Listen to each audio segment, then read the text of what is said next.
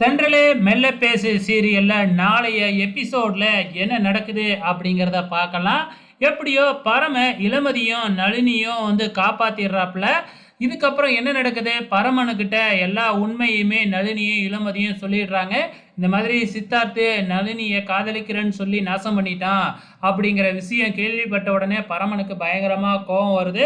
உடனே இந்த கல்யாணத்தை நிப்பாட்டணும் அப்படின்னு ஒரு ஆட்டோவை பிடிச்சி நேராக கல்யாண மண்டபத்துக்கும் வந்துடுறாங்க. கரெக்டாக சித்தார்த்து தாலி கட்ட போகிற நேரத்தில் நம்ம இளமதி கல்யாணத்தை நிப்பாட்டிடுறாங்க. ஸோ அதுக்கப்புறம் என்ன, இளமதியும் நளினியும் வந்து எல்லா விஷயத்தையும் அங்கே மண்டபத்தில் சொல்கிறாங்க. ஆனால் இந்த சித்தார்த்து வந்து இவங்களாம் வேணும்னே பண்ணுறாங்க, இவ யாருன்னு எனக்கு தெரியாது அப்படி இப்படின்னு சித்தார்த்து நடிக்க ஆரம்பிக்கிறாப்புல.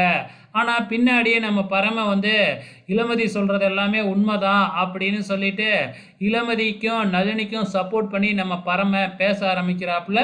இப்போ இந்த கலா என்ன செய்ய போகுது அப்படிங்கிறது தான் தெரியல.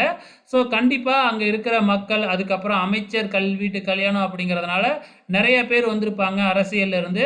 அதனால் இப்போ வேற வழியே இல்லை, சித்தார்த்து அதே மேடையிலேயே நளினி கழுத்தில் தாலி கட்டுற மாதிரி ஒரு சூழ்நிலை உருவாக போகுது. வெயிட் பண்ணி பார்க்கலாம்.